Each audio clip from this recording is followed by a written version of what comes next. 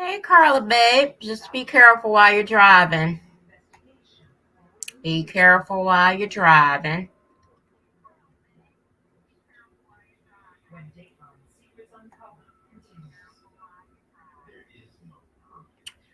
So, with this being a channel that has been dormant for a while, I know that a lot of people may not have subscribed to it, and the other people that have been subscribed to it no longer come around. So I'm not going to move this to the Stronger Everyday channel. I'm going to leave it here. And if people come in, that's great. If not, I may download it to the Stronger Everyday channel. I'm just going to go ahead and start because I have not eaten dinner yet. I'm hella hungry. Carla, I tried to figure out how to give you a tool, but I can't figure out how to do it. So I'll figure it out. But I'm just going to go ahead and start. I'm not going to wait any longer. So tonight the live is going to be about victims of medical gaslighting. And the upload that I did earlier today, I gave a little brief idea of what that was.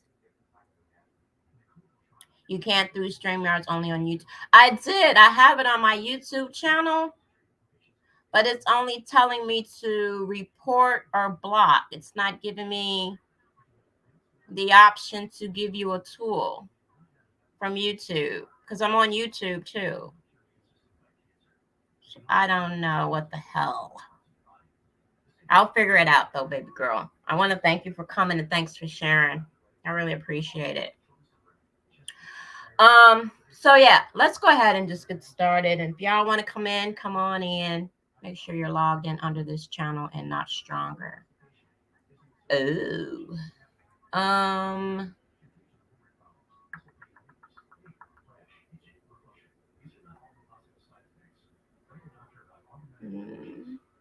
Yeah, I'm hold on.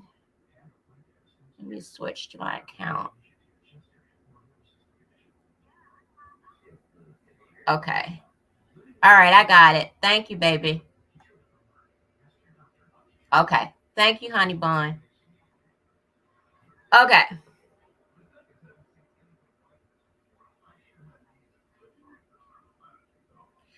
All right, so let's go ahead and just get started. I am going to share the screen just so that you guys can see what I'm reading off of. Let me see if I can pop out the chat so that if anybody comes in, I'll see you guys.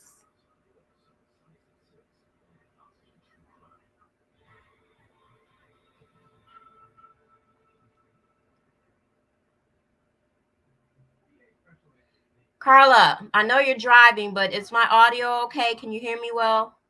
Am I loud enough?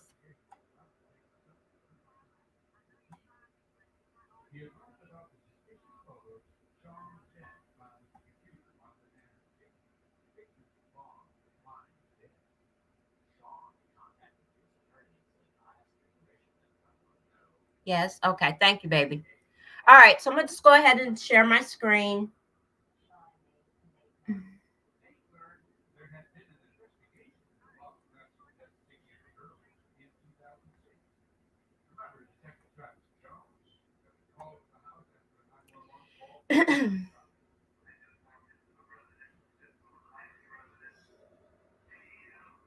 All right. So here we go.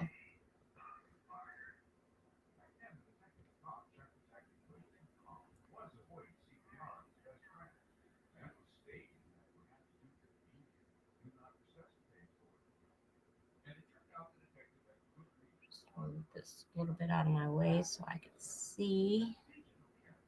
Okay. Are you a victim of medical gaslighting? Have you ever been to the doctor's office only to be dismissed of your very real symptoms and pains? Ever heard it's all in your head? Or is it just a minor headache? When you're certain it's much more than that. It's painful when your doctor doubts your issues, and what's worse, sometimes you start believing them. Welcome to medical gaslighting. Deborah Cohen is someone who experienced medical gaslighting firsthand. When she was doubling over with excruciating midsection pain, her doctors simply dismissed her concerns. It's just some back pain. Here, take these muscle relaxants. Does that sound familiar to anybody? Take these muscle relaxants, take these painkillers. You know, you push the opioid, you push the pain medication, right? Instead of figuring out what's really going on. When the medicine resolved nothing, she rushed to the ER. There, she experienced more dismissive behavior. The doctor told Cohen she had uterine fibroids that couldn't possibly be because Deborah explained to them she no longer had a uterus. I've never heard of medical gaslighting before, so I'm here to learn about it. Thank you, baby. Appreciate you, honey. That wasn't the case, the doctor explained. You're mistaken. Now, correct me if I'm wrong. We live in the skin that we're in, right?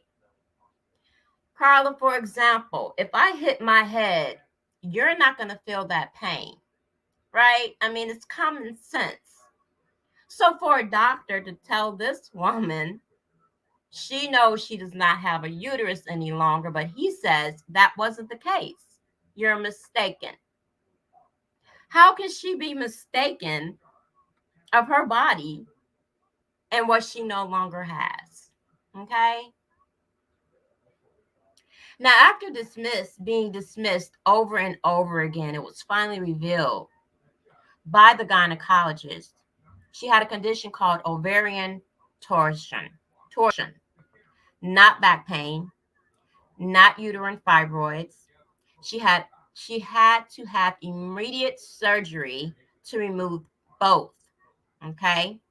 Deborah's concerns was as real as her pain. Medical gaslighting can have some pretty serious consequences when it leads to medical negligence. The results can sometimes be fatal. As Deborah's story hits home, you might have experienced medical gaslighting yourself.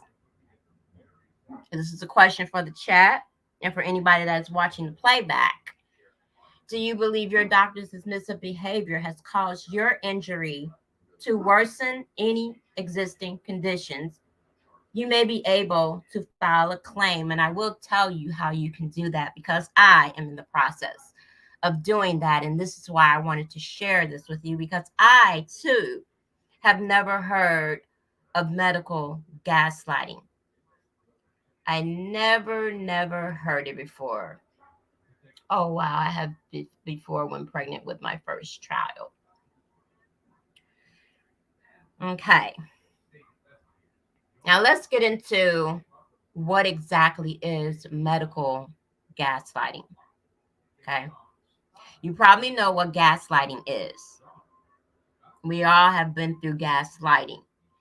Some men like to gaslight females. Some females like to gaslight their males. A lot of people like to do gaslighting. We do gaslighting within the YouTube community all the time, but this is a different type of gaslighting that can cause major stress and sometimes even death. Okay. But just in case you don't, it's repeated denial of someone else's reality in an attempt to invalidate or dismiss them. It's actually considered emotional abuse, right? That's what I was talking about. So, how does it work in the medical field? Here's how.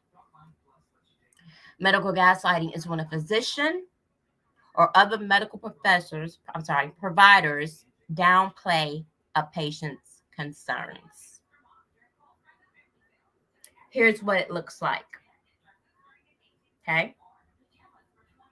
When your doctor dismisses or criticizes your sentiments, if someone accuses you of being too sensitive or overreacting when you have legitimate issues and sentiments, for example, when a doctor shifts the emphasis of a conversation and instead doubts your trustworthiness, you're reading too much into it, or that was simply an overreaction. Sound familiar to anybody? Because it definitely sounds familiar to me. When the doctor queries your memory, are you sure? You have a very vague memory of the details. Stereotyping, that is, the deliberate use of negative stereotypes about your gender, race, ethnicity, sexuality, country, or age. The doctor denies or doing something or accuses you of making things up or pretends to forget. I have experienced that over and over and over again. And I'm going to get into why I am start going to um, go into trying to sue for medical gaslighting. Okay. When a doctor refuses to participate in a conversation or asks if they don't understand you, so they don't have to answer, I have no idea what you're talking about, or I'm not sure I understand what you're saying. It typically falls under one of these categories. A provider blames patient symptoms or illness on psychological factors. You guys probably wondering why the hell did I just up an octave right there? Because that's my plight. That's what I'm dealing with. The provider blames me, a patient, yourself, symptoms or illness on psychological factors. Another thing that has happened to me, a provider trivializes a patient's symptoms. Or another one, the provider denies a patient's illness entirely. And that is what my case is based on. Now, let's take a look at some numbers. Medical gaslighting in women. While medical gaslighting can be a problem for anyone, regardless of sex, women seem to hear the brunt of it. Here are the stats. Okay, now this may be a little bit boring to you, but it's important to understand. All right, because I was kind of freaked out and I didn't understand when I heard this. But listen to this. Okay, women who went to the ER with severe stomach discomfort had to wait much longer than men. They waited 33% longer than males with the same symptoms. This is according to research published in Academic Emergency Medicine.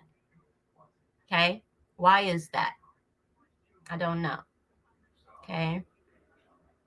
Women are also 2 to 3 times more likely than males to get RA. They're 4 times more likely to develop chronic fatigue symptoms, and they're 3 times more likely to develop autoimmune disease. These diseases are typically accompanied by excruciating pain. So, just in case you guys do not know what RA is, it's rheumatoid arthritis. Okay, so women are 2 to 3 times more likely than males to get rheumatoid arthritis, and we're 4 times more likely to develop chronic fatigue symptoms or syndrome. There are two major issues with subjective symptoms. They don't appear on lab tests, right? And many doctors have a bias towards women. This is where medical gaslighting comes in. Okay. This sheds some additional insight into why women seem to experience medical gaslighting more than men. Now, get this. Medical research frequently uses male volunteers and ignores issues that predominantly affect women. 5 times as many studies have been dedicated to erectile dysfunction. 5 times as many studies have been dedicated to why a man's dick won't get hard. Okay. Over PMS symptoms. Now, we as women know what PMS symptoms are, and they are a motherfucker. But men are 5 times more studied for limp dick. Okay. And I don't mean to be rude, but that's what it is. Over 90% of women report at least one PMS symptom, and erectile dysfunction, it only affects 19% of males.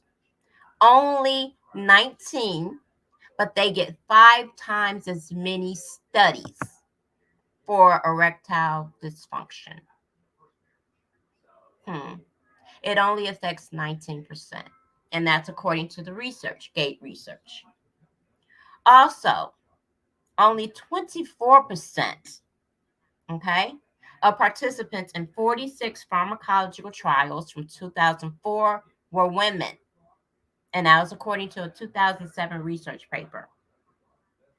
Okay, not so great, but it is gaslighting, and ding ding, a form of malpractice.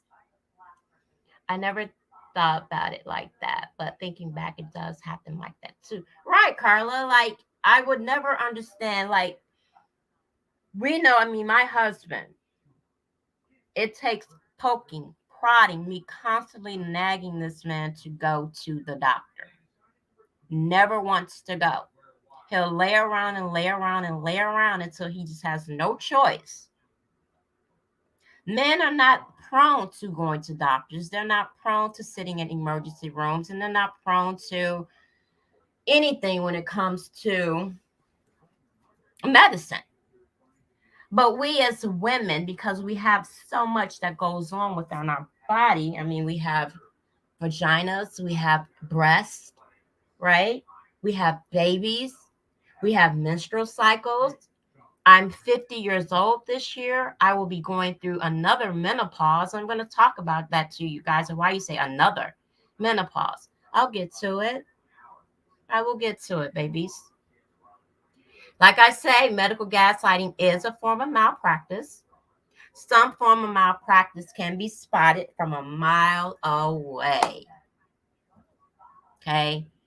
It's easy to notice negligence when a surgeon leaves a dirty rag inside your body, or when your doctor prescribes you the wrong medicine. But dismissive behavior, downplaying your symptoms, not so easy. All right. It's not very easy. Medical gaslighting can have some pretty serious consequences. That's why it's important to talk to someone if you have even the slightest suspicion something isn't right. Feeling dismayed by your doctor is just a tip of the gaslighting iceberg. What can and often does exist beneath the surface is malpractice. Because this is what can happen if a doctor gaslights you. You may get scared. Imagine feeling constant pain just so your doctor can say there's absolutely nothing wrong with you. That's when a very real fear kicks in. Feels like nobody will help you. If your own doctor can't take the pain away, who? This can lead to serious psychological consequences and emotional distress. You may get misdiagnosed. Sometimes a provider can gaslight you into thinking your condition isn't as severe. They might misdiagnose you with something less serious. In this case, you'll be getting treatment for a condition you don't have at all. You may experience delayed diagnosis. If your provider misdiagnoses you or just sends you home altogether, oh, wait till y'all hear this. My story, y'all. Okay, wait till you hear this. What does that mean for your existing condition? A delayed diagnosis or no diagnosis can lead to disease progression. Your underlying condition can worsen without you receiving the proper treatment for it. This can be fatal in some cases. If you find yourself in one of the situations above, you may have medical malpractice. You may get scared. You may get misdiagnosed. You may experience delayed diagnosis. These are all a form of medical malpractice cases. All right. Now, it gives you some examples of people's stories, but I'm not going to read their stories because I have my own. All right. And then I'm going to tell you guys my own, and then I'll tell you how you can file a claim should you feel that you have been medically gaslighted. All right. Um, you all know that I have an ileostomy, right? But I don't think I really told you guys the whole thing. Okay? And it's going to be brief. I'm not going to bore you guys with this at all because I don't want to bore you. I'm glad that you're here with me. But we're going to talk. Now, I started getting sick. I would say maybe 3 years before I had to get the ileostomy. All right. Basically, how it started was I was always constipated, right? I couldn't go to the bathroom. I did everything to go to the bathroom. I did fleets, I did enemas, I ate fiber. I did everything to get regular bowel movements. But for some reason, it wouldn't work. I lived like that for about a year and a half. Okay. I lived like that for about a year and a half. For a year and a half, let me run it back. It did work for about a year and a half. The fleets would work and I would be able to relieve myself and I had no problems. Then after a while, the enemas no longer wanted to work. Okay. And I was doing 2 to 3 enemas a day. And please, people, do not do that because it will dehydrate you and it will make you even more sick. An enema is only supposed to be used when you absolutely need it, but it's not something that you need to do or you're supposed to do every single day. Your body is supposed to be able to relieve itself with no assistance. But sometimes we do get constipated, sometimes we do get diarrhea, and we do need to do something about it. But it's not something that the body should go through every day. My sister's friend has been having those same problems, and the doctor said she has. Oh, Carla, baby girl, you have no idea. I know about the catchphrase, irritable bowel. I definitely know it. Um, so after a while, I would feel like I would have to go to the bathroom, right? But nothing would come out. Nothing. And I would sit there for hours. And then all of a sudden, it would get excruciating pain. And the pain would be accompanied by eating. Now, me, I love to eat.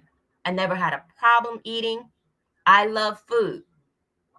But after a while, I was constantly trying to eat. And then eating was associated in my brain with pain. It hurt so bad. After a while, a person like me, I have mental illness, right? So I'm dealing with psychiatrists, I'm dealing with therapists. After a while, you don't want to deal with doctors, okay? You just don't. I've had other experiences with medical doctors, but this one in particular is why I have an ileostomy, and which is why I'm dealing with medical gaslighting malpractice. I went to numerous doctors. First doctor I went to was in my neighborhood, Rock Island, Illinois. I went to Trinity. If anybody knows Trinity, do not go to Trinity Hospital. Okay, they're terrible. Don't. I was treated every time I came in there as a mental patient. Dismissed my symptoms. I'm making it up. It's not true. You're making it up. You're doing it for attention. It's not true. Dealt with that for months. But hey, we're going to give you these pain pills. We're going to give you Linzess, and we're going to give you this, and we're going to give you that. You have irritable bowel disorder. You have all these things, but what I don't have irritable bowel disorder. At that particular time, I thought, yeah, maybe that is what it is. Maybe. But when the medicine that they were giving me was not working, I went back. After dealing with the emergency room so many times, blood work coming back, nothing being shown again, these type of things will not show on blood work, in blood work. It doesn't show. Physical pain does not show on blood work. The only thing you can hope for, and you really don't want to hope for it, is low white blood cells. Because at least if your blood cells are low, at least you can know, and the doctor will know, well, there's an infection going on. All right. Finally, went to a GI doctor. I had one visit with this GI doctor who, again, pushed Linzess on me and all the other irritable bowel disorder medications that you can possibly push, along with pain medication. Pain medication, and more pain medication. Well, why are you giving me pain medication if you're thinking that I'm making this shit the fuck up? Was my question. Then when I go back to this doctor, look at my medical records. Do you realize that he had me as a white woman and he had my age incorrect? So not only did you have my race, because clearly I'm not a white woman, right? And you didn't know my age. Yes, Carla, it does make you constipated as well. Absolutely. So I was pretty much done with that GI doctor. Again, I'm still not getting any help. Again, I'm not understanding why I cannot go to the bathroom. Again, I can't understand why I'm having pain with food. I'm not understanding why instead of putting bowel movements, I'm pushing blood in the toilet. What's up with that? Right? My pain was so bad that I did not sleep in my bed. I just literally got a pillow and a cover and slept in the bathroom because that's how often I felt I had to go to the bathroom, but nothing was coming out. Okay. Finally, I go to my regular doctor, my private doctor, and she was honest. The first doctor in my life of having, I don't know how many doctors, poking, prodding, asking me when was the last time I saw a psychiatrist.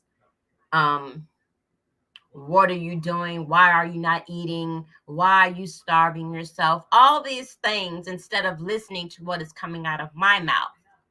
Again, Carla, if I bump my head, you're not going to feel it. It's very difficult to try to explain yourself or your pain to people, doctors that are dismissive. Okay. Finally, my doctor, Dr. Kukar, said to me, I have no clue what is going on, but something's going on, and I don't know what it is. So I have to send you away. I have to either send you to the Mayo Clinic or I have to send you to Iowa City. Well, the Mayo Clinic, I'm in Illinois. That's way too far from me. So let's try Iowa City. Went to Iowa City after numerous tests, and maybe this is what your friend's going to have to do, Carla. Numerous tests. You're going to have to do tests to see how well your sphincter works, or if your sphincter, which is your butthole, is able to push out bowel. I had to swallow a little camera to see how my intestines were working.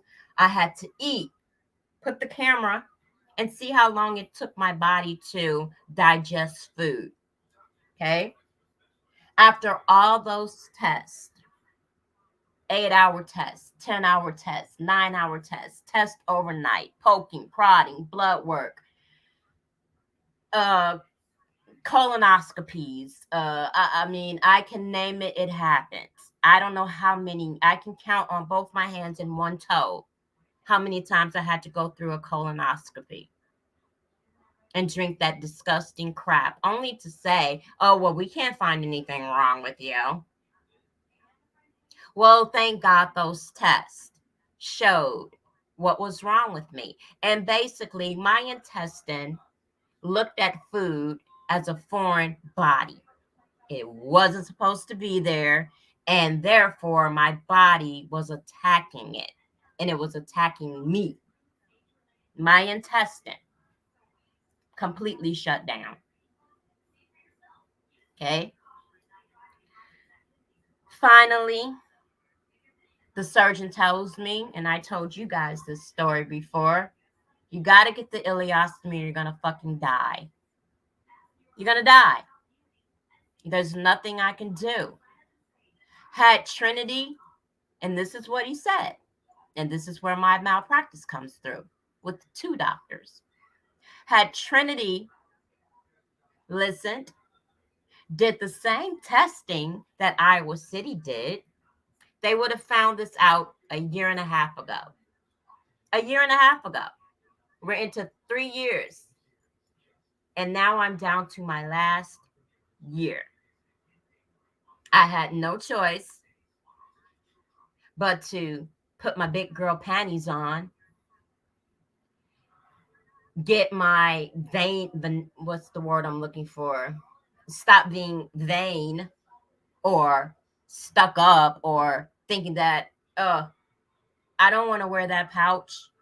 No, absolutely fucking not. No. But then, will I choose not to wear this little pouch and be in my coffin? Because that was my choice. All right, then be fitted for a coffin if you don't want to be fitted for a pouch. If you do not want me to fix you or help you, you're going to die. So the first thing that Dr. Cromwell wanted to do, let's just try a colon, what do you call it? A colostomy. Let's try a colostomy. Now, I'm not going to go back between the difference between a colostomy and an ileostomy unless you guys want another video about that. I think I've spoken about that enough. But if you want a video about it, I'll give you a video about it. I'll also show you how I change my pouches. I'll also show you what this ileostomy looks like if that is something that you guys would be interested in. I have no problem. You guys know this. So I decided, all right, at this time I'm still in my early 40s. I don't want to die, all right? I got a little bit left to live for. All right, let's do it. I had no choice. So we tried the colostomy. The colostomy worked. So the colostomy was basically not having to remove anything. It was just opening up my intestine, pulling it out my belly, like you guys know, and see how it does. Well, it worked for a month. It worked for 30 days. 30 days. For 30 days, I was fine. I was happy. I was eating. I was dealing with the pouch and learning how to clean my skin and make sure I don't get any abscesses, make sure that my skin is not weeping. There's so much that you have to do just to prepare to put a pouch on. It's not something that you just put on. There's so many things that you have to do up until that point. So I'm learning how to do that. I'm dealing with that. I'm also dealing with the fact that my whole body has changed. It looks odd to me. It looks weird to me. Can people smell it? It was all the things that a normal person would think about if you've never had one before, you don't know anyone who's had one, and I was ignorant to the fact. I didn't know what to expect. 30 days into it, it started fucking up again. No longer wanted to pass food, cramping, spazzing, the most intense pain that I've ever felt in my life. Yes, it definitely lowered my self-esteem. I felt unattractive to my husband. I hated it. And to be honest, Carla, baby, I still hate it. I have come to terms, but I have not accepted. And I don't think that I ever will. Because of how it was handled. It could have been dealt with. I could have had a temporary colostomy, right? Which is basically temporary. Let my body heal, let my colon heal, let everything heal, and then I can get it redone and be pushed back into my body, and I would never have to have a pouch again. And I was devastated when I was told that I have to give you an ileostomy and you're going to have to wear a permanent pouch. And that was the most devastating news I heard that day. I it bothered me. It hurt me. I was angry. I was pissed. And I was scared. Okay? Because leading up to all of this, even after the illy, I had problems. And I was getting sent right back and forth to Iowa City. And they were treating me as if I was some type of test subject. Well, I can only imagine how it feels to have to go through that. But you put up a strong fight, Mama Deb. Aw, thank you, baby. I tried. I tried. I tried. But they treated me because Iowa City, as if a lot of people know, you may not know, it's a teaching hospital. It's a great hospital. I'm not going to put them down. I had issues with some of the doctors, but my surgeon, I love him to pieces. But they treated me as if I was a test subject. You know what I'm saying? They would come in and they would have their little students around and ask me fucked up ass questions while I'm being set up for a feeding tube, mind you. Oh, yes. I had a feeding tube at one point because they called it what they call failure to thrive. I was dying, even with the ileostomy. I had lost so much weight. I lost body mass. I lost muscle mass. I lost my teeth. And a lot of you guys like, wow, you lost all of that from that. Yeah. When you're physically ill and you can't eat, you're not getting any nutrients. It affects your whole being, your whole body. I lost bone in my mouth. I didn't even know teeth had bone. I had no clue. But I was told by the dentist, you have no bone in your mouth. I have to take all your teeth out. Because my teeth were loose and they were falling the fuck out because I couldn't get any nutrients. I've come to realize that we all have flaws, but those very flaws can be testimonies for our lives to uplift. Absolutely. Absolutely. So while I was in Iowa City getting my feeding tube put in, you had another doctor come in with all his little funky ass students, right? And he said, I think you have somatic. What the fuck did he call that shit? I can't even remember. Um, I can't remember what it's basically called, but it's basically the pain is there, right? But it's not as bad. Somatoform disorder. That's what he called it. Somatoform disorder. You guys can Google it. Somatoform disorder. I don't know how to spell it. But it's basically you feel the pain, right? Now make this make fucking sense. The pain is there. The pain is real. But it's not as bad as you're saying it is.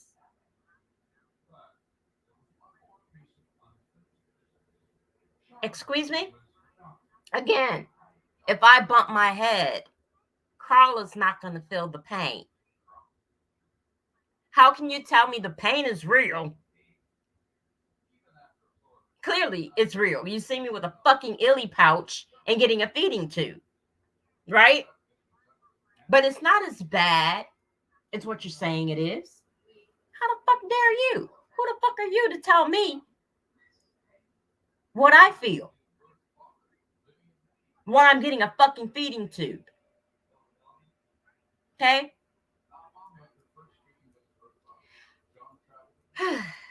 So after that, the first medical malpractice is for, right, Trinity. That's the first medical gaslighting malpractice suit that I have filed, was through Trinity and their GI doctor. Because had they listened to me 2 years prior, I would not have a permanent ileostomy. And thank goodness for Dr. Cromwell. Okay? Thank God for Dr. Cromwell. Exactly. Everyone's pain tolerance is not the same. And then they give me a blood thinner, right?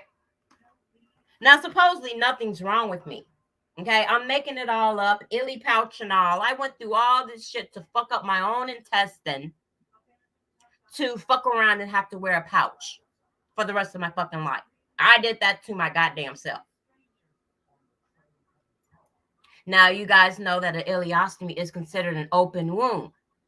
Okay, it is. It's an open wound. It bleeds when you clean, when you wipe it, it bleeds. Your intestine is very, very, very soft. It's very thin. The membrane is very, very thin. Okay, very thin. So when you have an ileostomy and you have part of your colon out, actually, I have my small colon. I don't even have my large colon anymore. It's gone. I only have one. I have my small bowel. That's it. I don't have the large one. So I'm only working on one. I'm working with one. All right. Doctor comes in and says, hey, well, you have a blood clot near your vagina and we need to take care of that. I said, a blood clot? I ain't here for no fucking blood clot. But it was found on an MRI. Okay. So we're going to give you blood thinners. Now, I'm not the smartest motherfucker. Okay. But I have worked in the medical field. I was a medical assistant, a phlebotomy. I did it all. I was very into the medical field until this happened. I wanted to be a nurse. I love the medical field. I used to watch TLC, the Learning Channel, and Mystery Diagnosis and all that shit all the time. Not anymore. I hate the medical field. So I said, hold up. If you give me a blood thinner and I have to change my pouch and I wipe myself and it may start bleeding, the blood thinners you can't clot. Oh, you'll be all right. It's not gonna harm your ileostomy at all. You'll be fine. Okay. Go home, take your blood thinners, you'll be all right. Well, what do I do? I'm listening to the fucking doctor and I take my blood thinner. Now, prior to that, I did clean my body. I took my shower. I wiped my illy down. I did everything I needed to do. And again, it bleeds. Okay? It's supposed to. It's nothing wrong for your illy to have a little blood. All right? But when you have a whole pouch full of blood, you have a problem. And that's what happened to me. Get to the emergency room. Okay? Not Trinity, Genesis over in Davenport, Iowa. Another great hospital, despite this one motherfucker, which is why I have medical malpractice too. Go in there. I'm like, I'm having problems with my illy. It's continuing to bleed. It will not stop. Well, what's going on with that? Well, I took a blood thinner. Doctors at Iowa City gave me a blood thinner. I specifically asked them, will it cause an issue? They told me no, so I did it. Who would give you a blood thinner? You're questioning me as if I somehow got a hold of blood thinner and injected it. That's how she came at me. Medical gaslighting, dismissive. It's my fault. What did you do to yourself? I'm going to send you home. There's nothing I can do. I'm just going to send you home. Okay. I go to the bathroom, come out of the bathroom. Thank goodness the nurse was in the room. And no lie, I kid you not, the pouch was so heavy it detached itself from my body and fell off because it was just filled with blood. It could no longer hold and it fell the fuck off. Blood splashed all on the ER floor. It was done. It was a wrap. She's like, okay, at this time now, Carla Baby, and everybody who will be listening, I had no issues. I wasn't in any pain. I was a little lightheaded because I lost so much blood, but it wasn't something that I was worried about. I just wanted it to stop because I knew this is not right. This is wrong. I'm not supposed to be bleeding like this. But again, you dismissed me. You know me for being in your mental ward from time to time. There's no shame in my game. I get help when I need it. I don't sit around and have my mental illness fuck me up to where I'm ready to kill myself. If I have an issue, I'll make a call. I'll get myself some help. But this is not what the fuck I'm in here for now. Don't treat me like a mental. Treat me as a physical. Nurse was in there like, oh no, we're going to get you admitted. Get up to the stairs. Everything's easy breezy. I'm not feeling weird or anything. Again, just a little lightheaded. I remember specifically the conversation. Get up into the room. The nurse is talking to me. Next thing I know, it's bleeding. The guys, the nurses, or whoever you want to call them, the orderlies or whatever, were bringing in, and I swear to God, buckets to hold under the illy. Next thing I know, it went dark. Dark. The only way I know what happened next is because my husband told me. He left for a minute to go get my overnight bag. Comes back, he's hearing a cold blue. I'm like, what the fuck's going on with a cold blue? Yeah, I passed out. He's like, who the fuck is having a cold blue? He's walking, and he told me yesterday, like, babe, you know when you're walking, when you guys watch a movie and you're in a hallway and something happens and the hallway just seems like extra, extra long, like it's just never ending. That's how he felt. And as he's running and it seemed like he couldn't get to me fast enough, they're rolling me out of the room. I lost too much blood. It's like, we can't handle it in this room. We have to take her to intensive care. So they're in there. They're trying to work with me. And I'm what Eric is telling me. And he said the doctor came out and he said she's losing way too much blood. She's going into shock. We're gonna have to give her a blood transfusion. That's the only way, or she's gonna bleed to death. Eric knew my wishes. And I'm gonna tell you guys my wishes. When I deal with what I've dealt with my whole life and this illness prior to this ileostomy, I signed a DNR, which is a do not resuscitate. I no longer wanted to deal with this shit. I didn't want to deal with my mental shit, and I didn't want to deal with my physical shit. If I got into a situation, let me go. I'm done. My husband, and I'm glad he didn't abide by it. He told the doctor, do what the fuck you got to do to save my wife. Period. Soon as he said that, here they come from the lab. Boom, boom, boom, boom, boom. Again, I don't remember shit. 24, 48 hours is going to be touch and go is what they told him. 48 hours later, I woke up. I had no clue what the fuck was going on. I didn't know where I was at.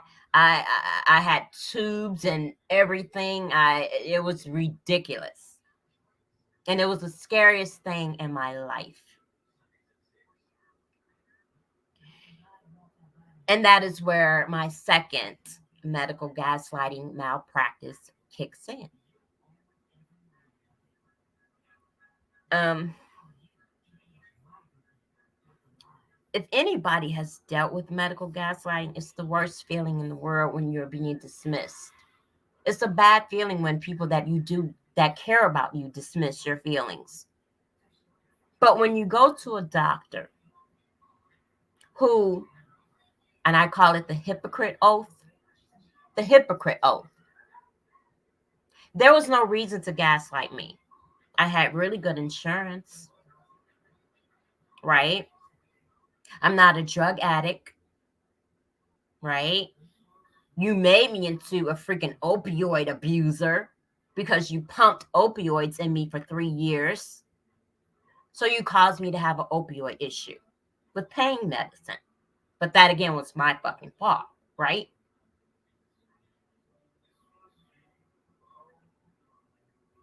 You see a person who, as a doctor, one doctor came into me and I said, I suffer from dissociative identity disorder. And he said, what is that?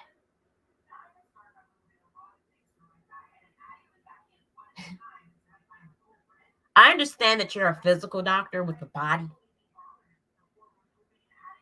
but how do you not know what DID is? How do you not know what that is? And before you came into this fucking room, maybe you should have educated yourself on that.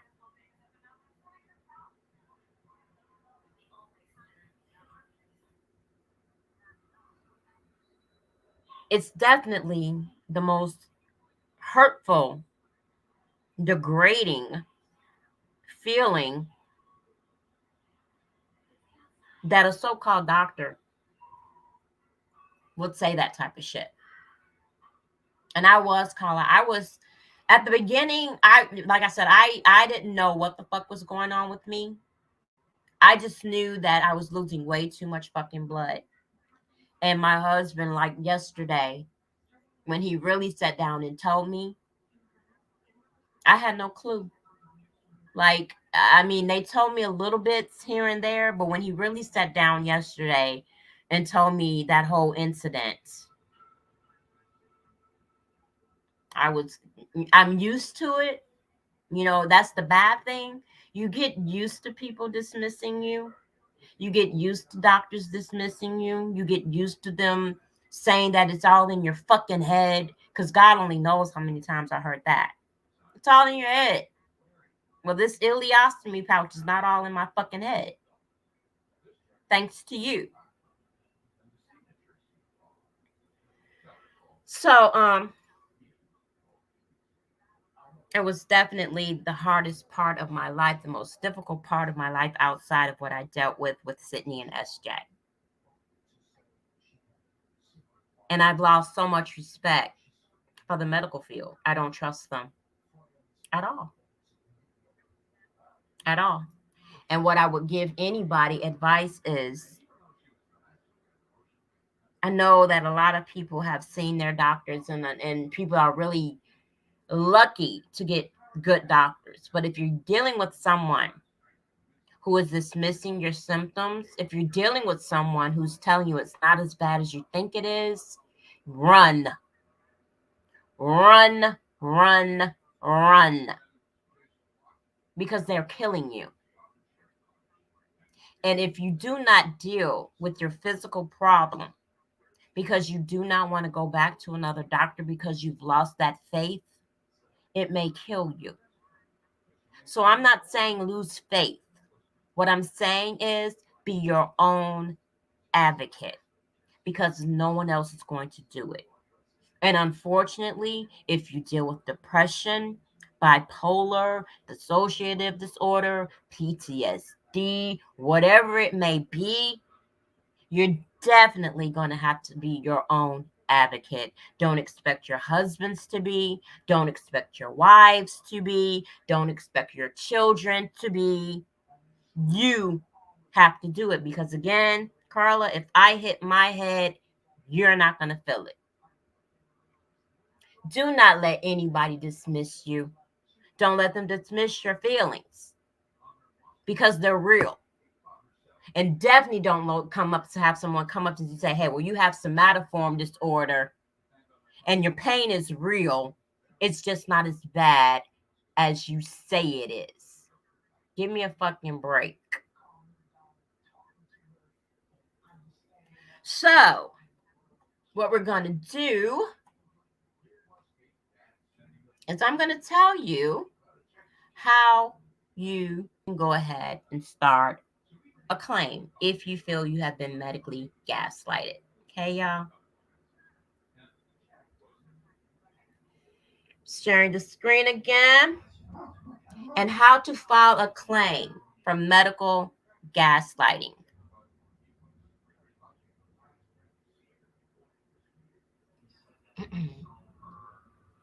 Simply saying a physician was gaslighting you probably won't hold up in court, right? So filing a malpractice claim and receiving compensation involves more evidence in order for your case to get anywhere. There's one crucial information that you need to prove. The injury, condition, or pain you have is the direct result of medical negligence. Negligence that occurred because of medical gaslighting. Okay? Your claim must show that your suffering could have been prevented had the doctor acted more responsibly. At this point, you probably want to know how to file a claim. And if you guys want to, you can read this yourself. I'm on Hampton and King, Attorneys at Law. Okay. And this is who I found when I looked up medical gaslighting, and they popped up like a month or so ago. So that's how I figured out, hey, I can file a claim on this because this is definitely my situation. Okay. Your claim again must show that your suffering could have been prevented had the doctor acted more responsibly. My suffering could have been prevented had the Trinity doctors listened to me 2.5 to 3 years prior.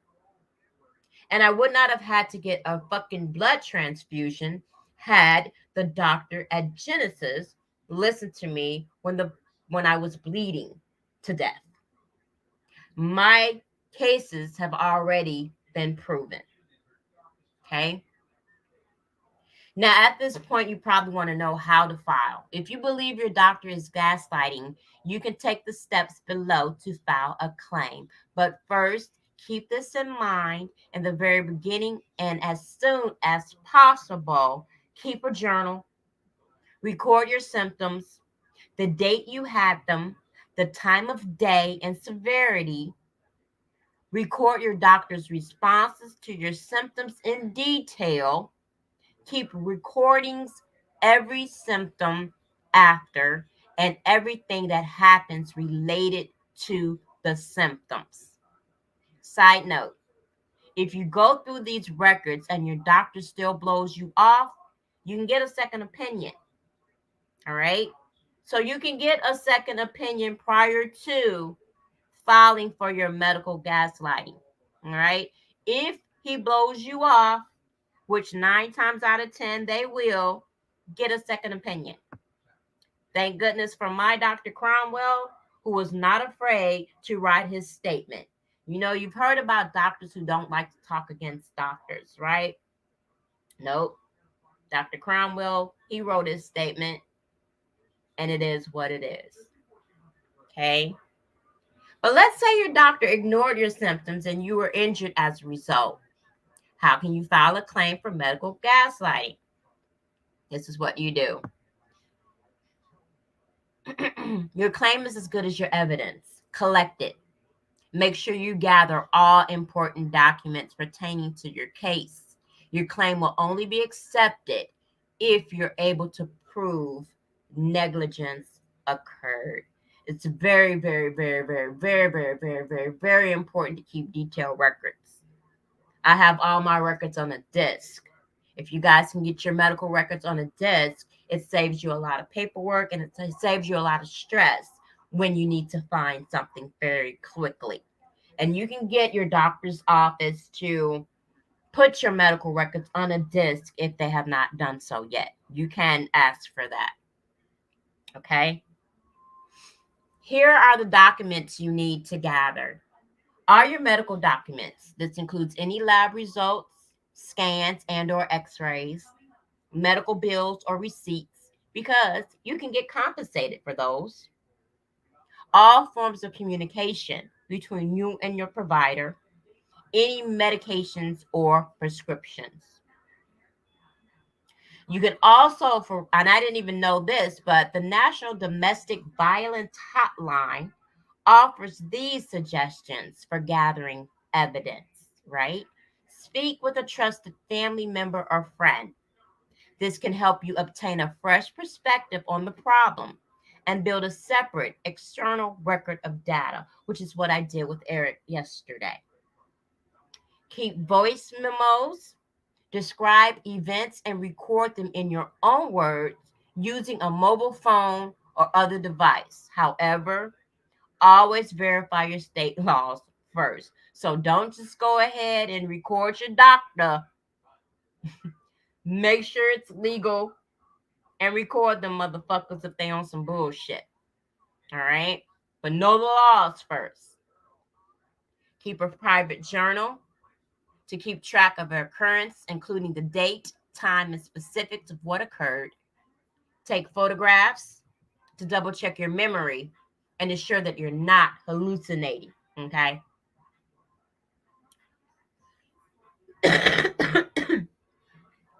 Contact an experienced lawyer. Handling a medical malpractice case all on your own is difficult. It's very difficult, especially one that can be tricky to prove. A professional attorney can help take the burden off your shoulder and help your case go smoothly. Act fast, though. Okay. There's usually a strict statute of limitation with medical malpractice cases. This timeline is usually 2 years.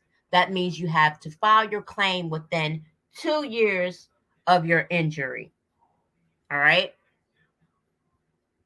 Proving negligence. Remember, when you mentioned a surgeon leaving behind a dirty rag in a patient's body, that sort of negligence won't be very difficult to prove. But medical gaslighting, how do you prove it? And I'm going to tell you guys right now. After you've gathered all your evidence, this is what you have to do. The medical provider had a duty to provide the patient with proper medical care.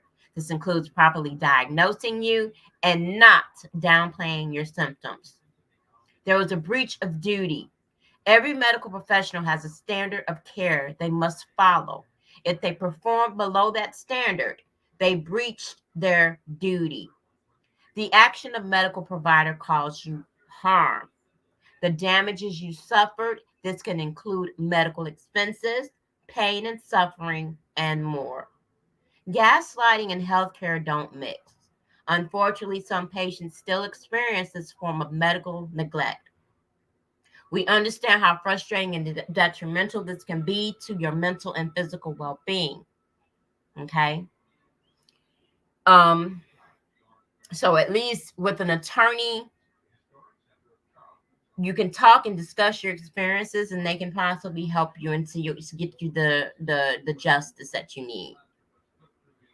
Um we're almost done, but I think that this is very important as well. Medical gaslighting, these are like just quick little answers for you guys. Who is at risk of medical gaslighting? Anyone. Anyone can fall victim to medical gaslighting. However, certain individuals are more prone to dismissive behavior from some medical providers. This is it. Research shows doctors are more likely to tell women their symptoms are simply due to stress or depression. This is gaslighting in the form of gender bias.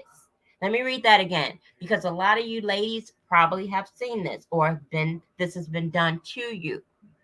Doctors are more likely to tell women their symptoms are simply due to stress or depression. This is gaslighting. in the form of gender bias. Okay? That's gaslighting. That is a case. You have it if you can prove it by doing everything that I told you guys to do when you needed to prove your case.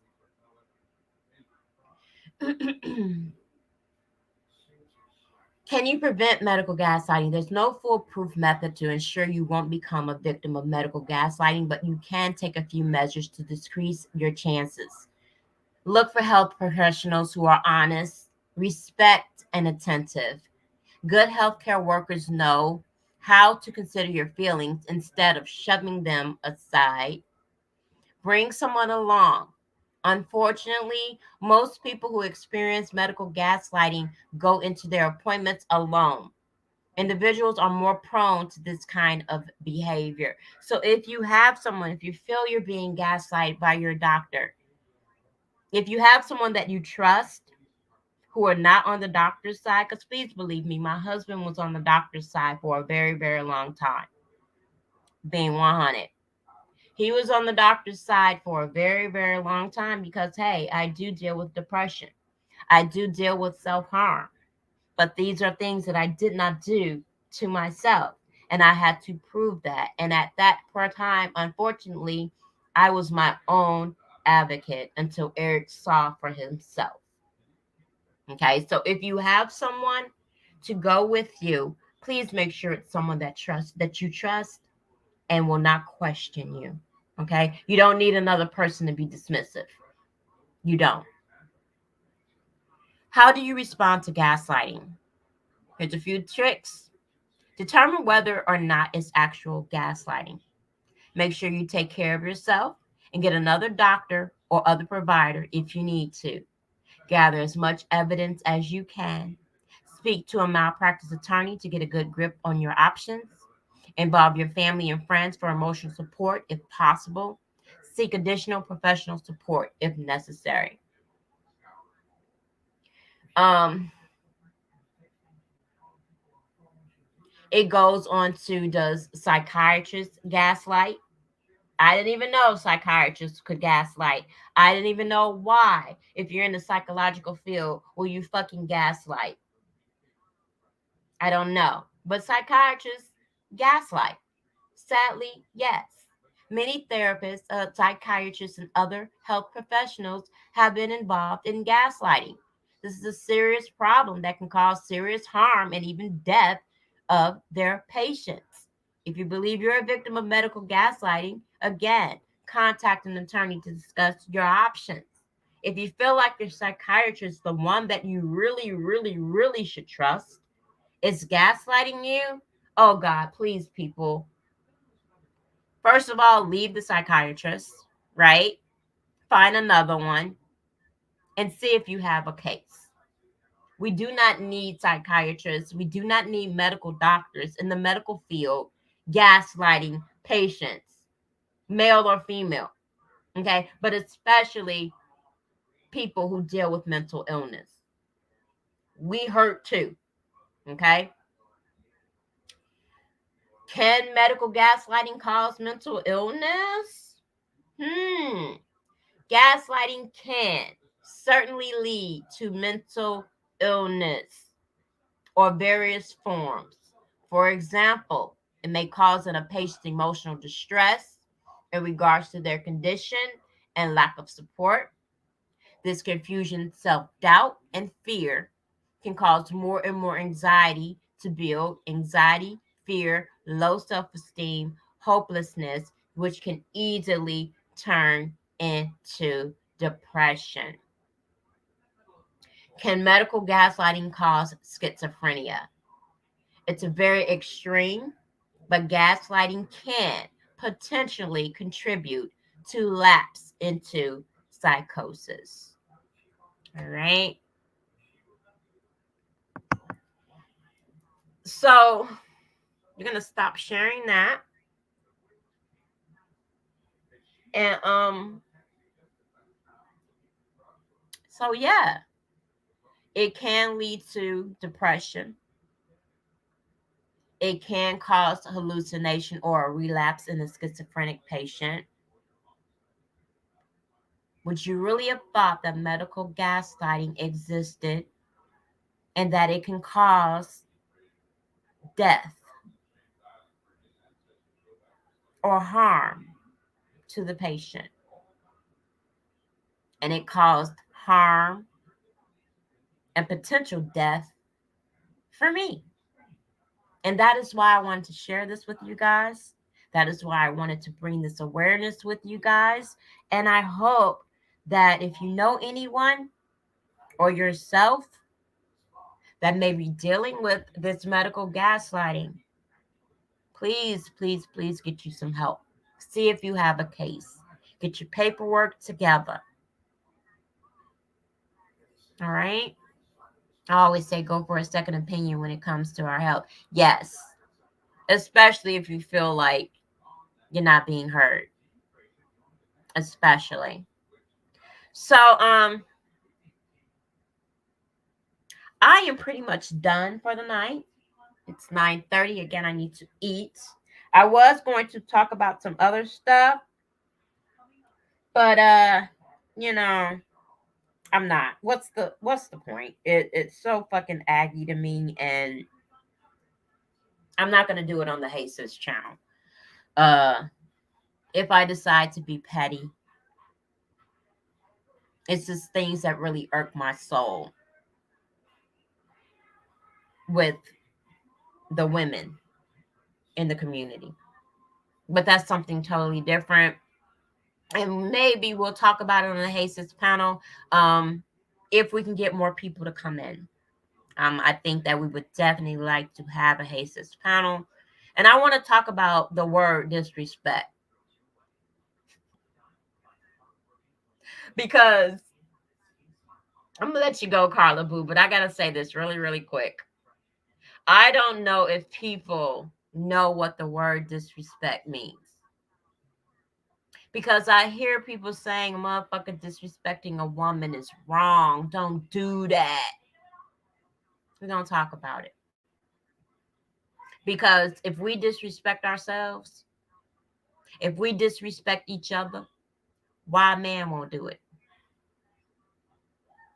Why won't he do it?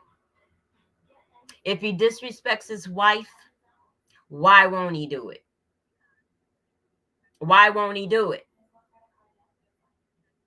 But because he disrespected you, it's a problem. I'm not going to be all these bitches and hoes. But other people were bitches and hoes when he was your bro. But again, this is Hey Sis.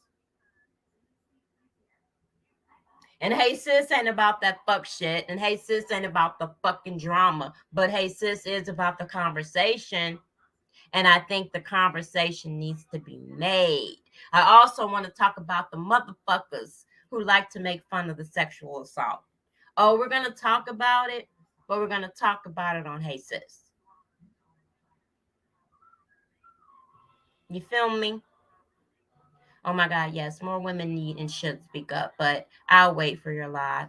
Thank you, baby girl. So, Carla Boo, you think it should be done on Stronger Than Ever, Stronger Every Day, or you think we should bring it over to Hey Sis? What you think? Because we only got 4 people in here. We only got 4. We only got 4 people on Hey Sis.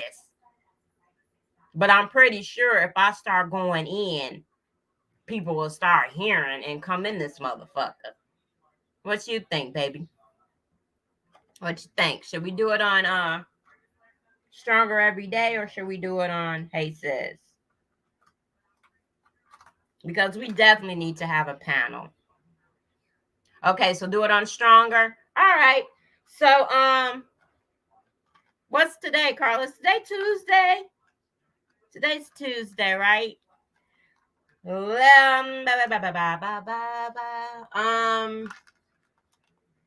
You want to do it now?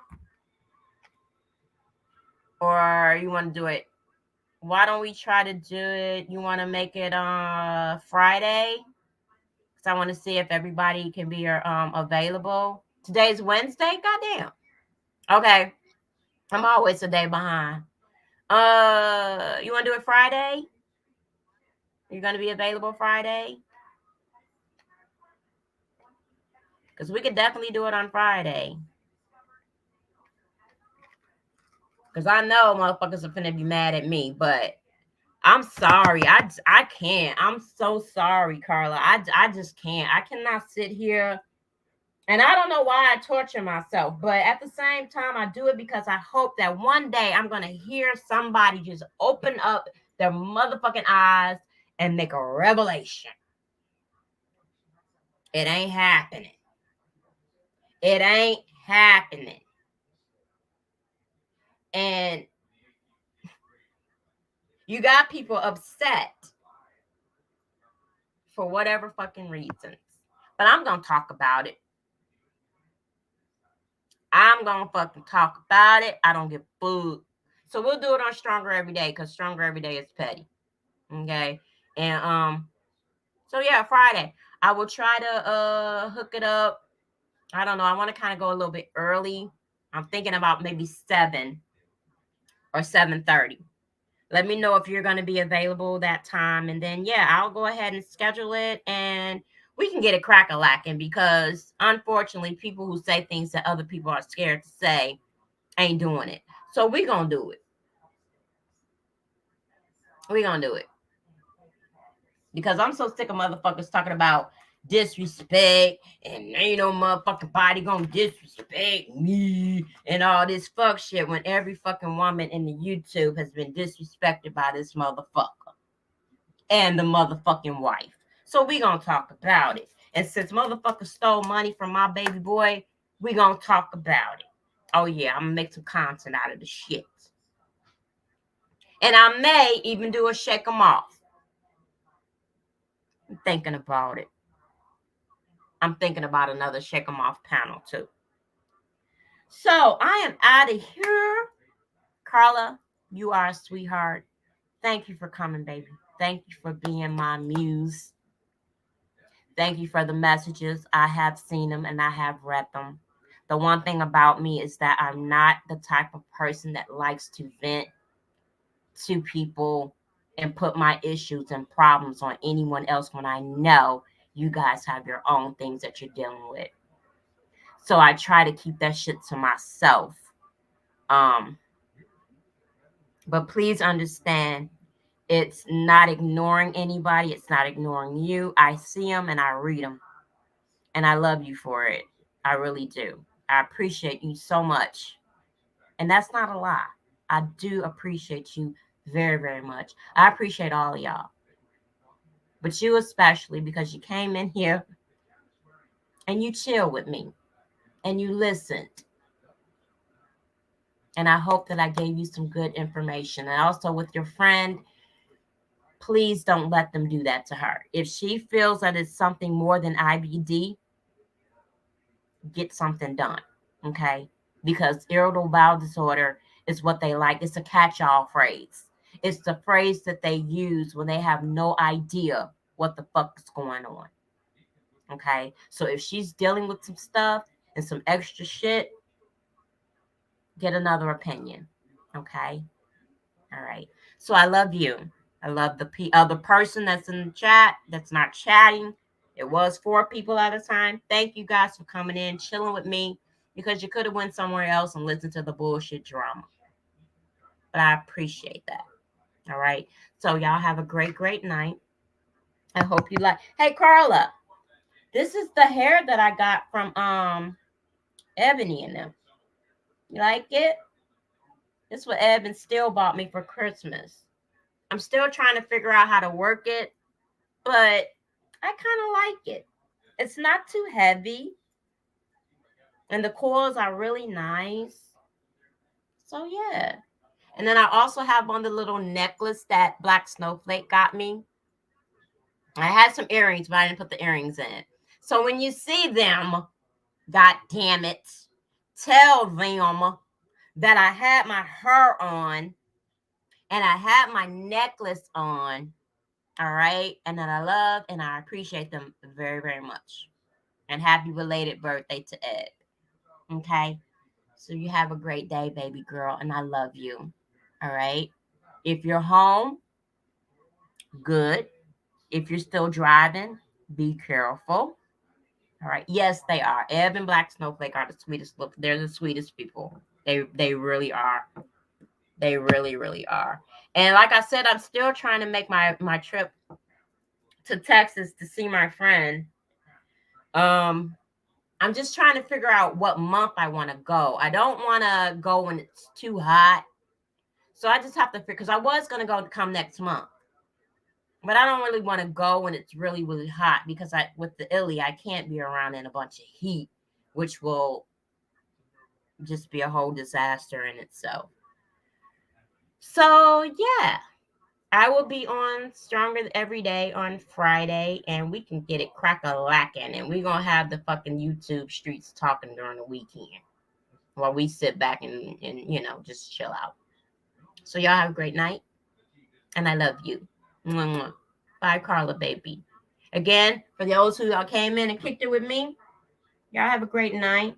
Love on your love on them babies, love on yourself.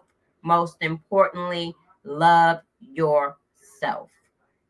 Because ain't nobody else have to do it, but you have to do it. Gotta learn to love yourself. All right. So good night. Hasta mañana. And everybody have a wonderful, wonderful, wonderful night. Or like I say, or at least try to. Peace.